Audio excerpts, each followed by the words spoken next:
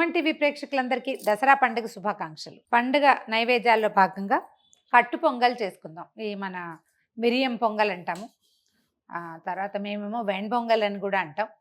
ఏది కుదిరితే అది. మొత్తం అన్ని రోజులు కూడా పెసరపప్పుతో కలిపిన అన్నాన్ని అమ్మవారికి నివేదన పెట్టడం మన సాంప్రదాయంగా ఉంటుంది.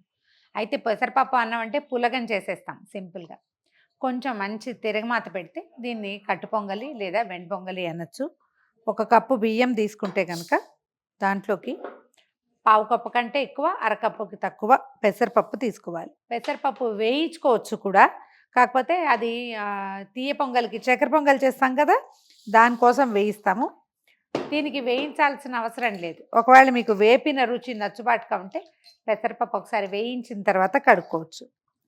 బియ్యం కడిగి పక్కన పెట్టుకుని అప్పుడు తాలింపు వేసుకుందాం. దీన్ని కుక్కర్లో చేసుకోవచ్చు అండి, తొందరగా సింపుల్గా అయిపోతుంది. మొన్న ఎవరో అడిగారు కూడా, ఆ దేవుడికి పెట్టే నివేదనలు కుక్కర్లో చేయొచ్చా అని. లక్షణంగా చేయొచ్చండి. ఇదివరకు కట్టెపొయ్యితోటి వండుకునేవారు. ఇప్పుడు అనుకుంటాం మన ప్రసాదం కట్టెపొయ్యితో చేస్తే శ్రేష్టమని. ఎవరింట్లో కట్టెపొయ్యి పెట్టగలుగుతాము? అవకాశాలు తక్కువ ఉన్నాయి కదా.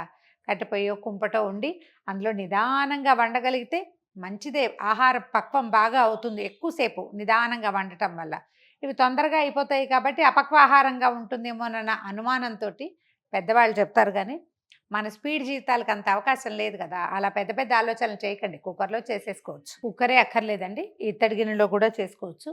తిరగమాత తాలింపు వేసేసి అందులో ఎసరు పోయటం, దాంట్లో మనం పెసరపప్పు బియ్యం కడిగి పెట్టుకున్నాం కదా అవి వేసేసుకోవటమే. ఈ వెన్ పొంగల్కి ప్రధానంగా కావాల్సింది మిరియాలు, జీలకర్ర. ఈ కట్టు పొంగల్కి మనం పూర్తిగా నూనెలో కంటే కొంచెం నెయ్యి వేసుకుంటే బాగుంటుందండి. బియ్యం కడిగి వేసాక వేసుకోవచ్చు. 2 స్పూన్ల నూనె వేద్దాము. నూనె నెయ్యి ఉంటేనే బాగుంటాయి. మనం 1 కప్పున్నర పెట్టుకున్నాం కదా పప్పు బియ్యము కలిపి, దానికి సుమారుగా ఇది చూడండి 1 స్పూను, 1 టీ స్పూను మిరియాలు వేద్దాము. మిరియాలు కొంచెం చిటపట్లాడాలి, అవి కొంచెం వేగటానికి సమయం పడుతుంది. అందరూ వెన్ పొంగల్లో మినపప్పు వేయరండి, చాయిస్ ఉంటే వేసుకోండి. నాకు మినపప్పు వాసన చాలా ఇష్టం. ఇంకో టపటప అంటున్నాయి కదా, ఆ మాత్రం మినపప్పు. కాస్త మిరియాలు చింది మొహం మీద పడతాయి, కాస్త జాగ్రత్తగా ఉండాలి. మినపప్పు వేగుతుండగానే 1 స్పూను జీలకర్ర, 2-3 ఎండుమిర్చి, తర్వాత కొద్దిగా జీడిపప్పు, చిటికెడు ఇంగువ.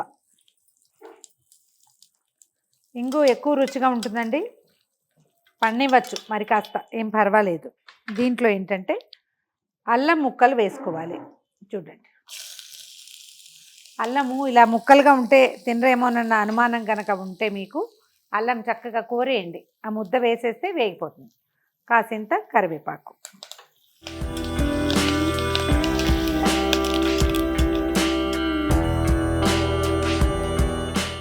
మనం కప్పున్నర పదార్థం పెట్టుకున్నాం కదా, కనీసం 4.5 కప్పులు నీళ్ళు పోసుకుంటే బాగుంటుంది.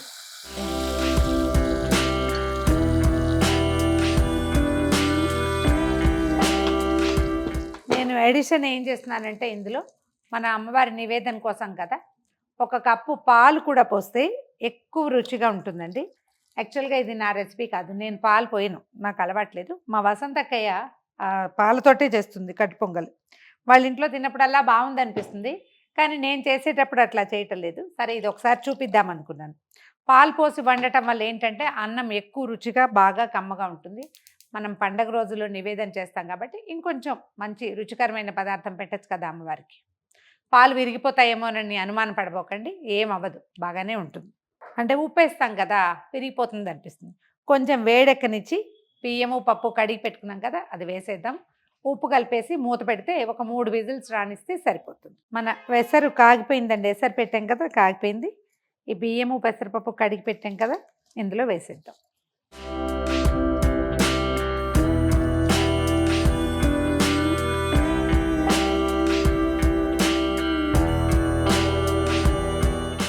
ఒకసారి పైకి కిందకి కదిపేసి దీంట్లో సరిపడా ఉప్పు వేసేసుకుందాం.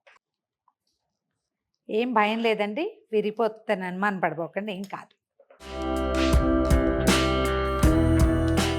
కొద్దిగా నెయ్యి వేసి ఇది రుచి కోసమే వేస్తున్నాము. మూత పెట్టేద్దాం. పాలు పోసాం కదా, ఇది విజిల్ పైకి వచ్చినప్పుడు వెయిట్ పైకి వచ్చినప్పుడు మొత్తం పాలన్నీ పైకి వచ్చేస్తాయి. అందుకని కొంచెం స్టీమ్ వచ్చాకే వెయిట్ పెట్టుకుందాం. Cooker 3 whistles తెప్పించాము. చల్లారిపోయాక మూత తీసేద్దాం.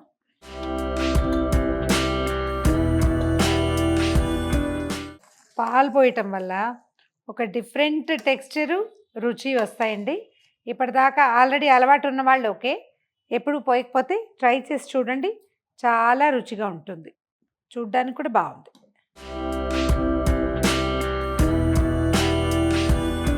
ఇది మనకి ఇంకా పల్చగా కావాలంటే ఇంకొంచెం ఎసరు ఎక్కువ పోసుకుంటే సరిపోతుందండి.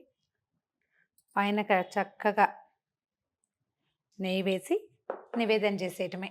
గుమగుమలాడే కట్టె పొంగలి ప్రయత్నం చేసి చూడండి. దసరా పండగల నైవేద్యాల్లో భాగంగా ఇది ఒకరోజు నివేదనగా కాకపోయినా అన్ని రోజుల నివేదనలాగా కూడా చేసుకోవచ్చు. మరొకసారి సుమన్ టీవీ ప్రేక్షకులందరికీ దసరా పండుగ శుభాకాంక్షలు.